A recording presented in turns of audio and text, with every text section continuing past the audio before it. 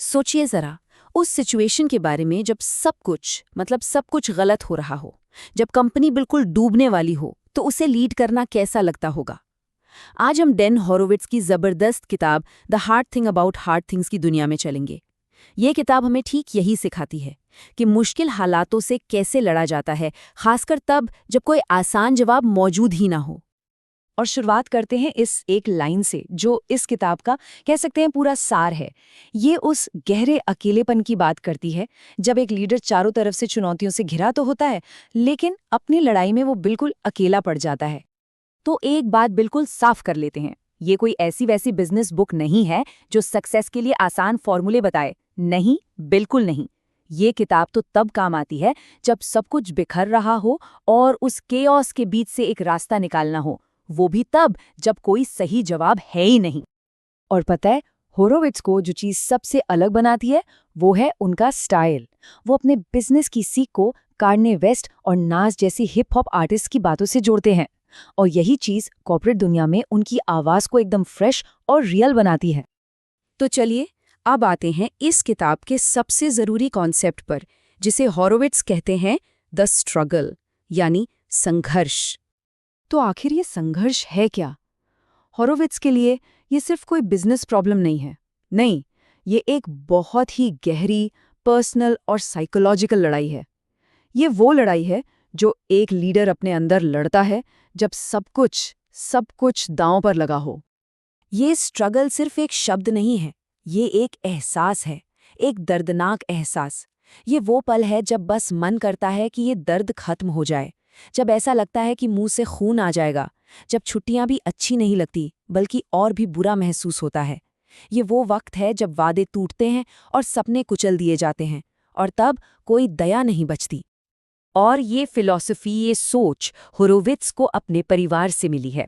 उनके दादाजी की कब्र पर लिखा है, जीवन संघर्ष है। मतलब असली सबक ये नहीं है कि मुश्किलों से कैसे बचें, बल्कि ये है कि उस संघर्ष को कैसे अपनाया जाए। असली जीत उसी में है। तो ठीक है, संघर्ष से गुजर तो लिए, पर इससे सीखते क्या हैं? सबसे बड़ा सबक है अपनी प्रायोरिटीज को सही रखना। तो चलिए देखते हैं कि होरोविट्ज का क्या मानना है इस बारे में। ये आइडिया बहुत सिंपल है लेकिन बहुत पावरफुल भी। सबसे पहले लोग, फिर प्रोडक्ट्स और सबसे आखिर में प्रॉफिट्स।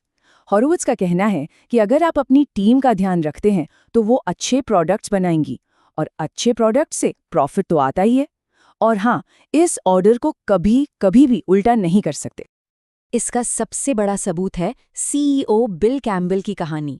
पता है, उनकी कंपनी गो कॉर्पोरेशन बुरी तरह फेल हो गई थी, सारा पैसा डूब गया, लेकिन फिर भी उनके कर्मचारी आज भी उस नौकरी को अपनी जिंदगी का बेस्ट एक्सपीरियंस मानते हैं। क्यों? क्योंकि फेलियर के बाद भी कंपनी ने अपने लोगों की परवाह की, और इसी से एक ऐसी टीम बनी जो आखिर तक साथ खड़ी रही। चलिए अब एक और बहुत ही दिलचस्प कॉन्सेप्ट पर आते हैं। एक सीईओ के दो अलग अलग रूप।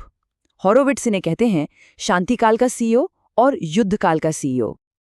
देखिए, शांतिकाल का सीईओ कंपनी के कल्चर और ग्रोथ के बारे में सोचता है, सब कुछ अच्छा चल रहा होता है।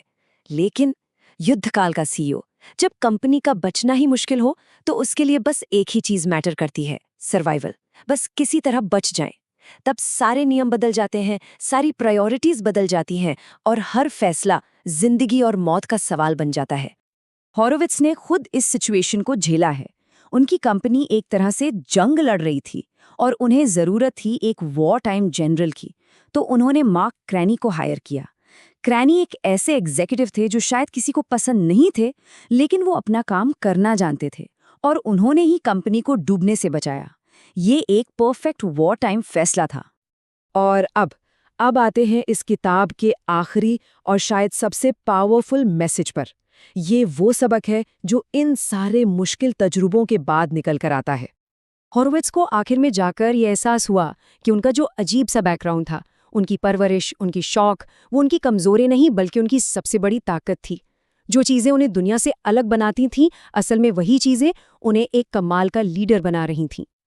और बस यही इस किताब का निचोड़ है, अपनी अलग पहचान, अपने बैकग्राउंड, अपनी गट फीलिंग पर भरोसा करना, क्योंकि असली जवाब किसी मैनेजमेंट की किताब में नहीं मिलते, वो तो हमारे अंदर ही छुपे होते हैं।